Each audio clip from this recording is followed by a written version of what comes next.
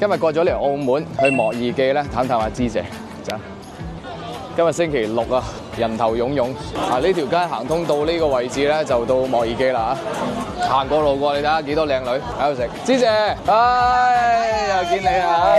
芝姐，好耐冇見啦。我啊好欣賞阿芝姐嘅，我覺得阿芝姐真係做嘢好有責任感，真係一直堅持將莫爾記做好嘅。你睇下芝姐隻手啊，呢度都有啲突啊，變晒啤霸型。去睇下芝姐啲獎先。哇，真係從呢個16年開始攞到而家，金馬獎都有㗎啦。係啊，好多明星啊、名人啊都嚟過食㗎啦嚇。咁啊，呢度最招牌就係你嘅貓山王榴蓮雪糕啦，第二個就係木糠布丁啦、大菜糕啦，同埋手打奶茶啦。其實我係心心念念你嘅貓山王榴蓮雪糕嗰啲。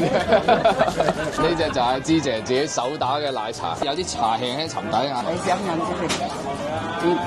佢個茶味夠濃，奶味咧佢係適中，飲落去係滑身嘅。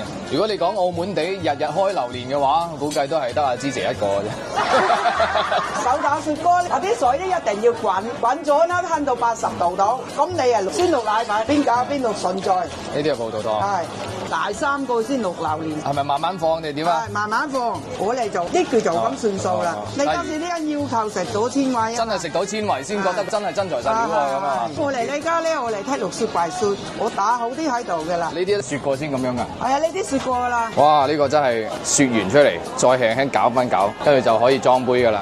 芝姐接受緊採訪。嗱，呢度最招牌嘅芝姐親手打嘅呢個貓山王榴蓮雪糕，好香，食落去啖啖嘅榴蓮肉，而且真係可以食得到嗰啲果肉纖維嘅，食過一番尋味嘅呢個。而家係70毫子一個，因為真係真材實料嘅嘢，所以70蚊並唔貴。呢個係木糠布丁，上邊咧係咩粉嚟㗎？混合嘅餅乾碎，經過幾次嘅加工，做到似木碎㗎咯。即係睇落去似木糠，好香嘅奶味呢個雪糕，輕輕溶咗之後仲正。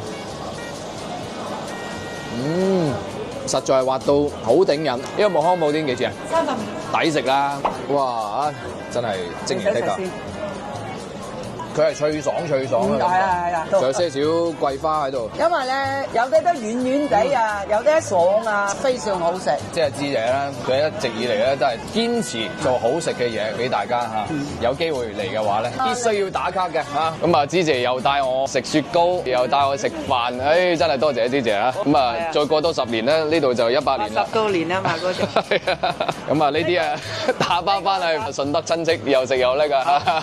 好，拜拜，芝姐。拜拜。拜拜，走啦，拜拜，莫生嚇，拜拜。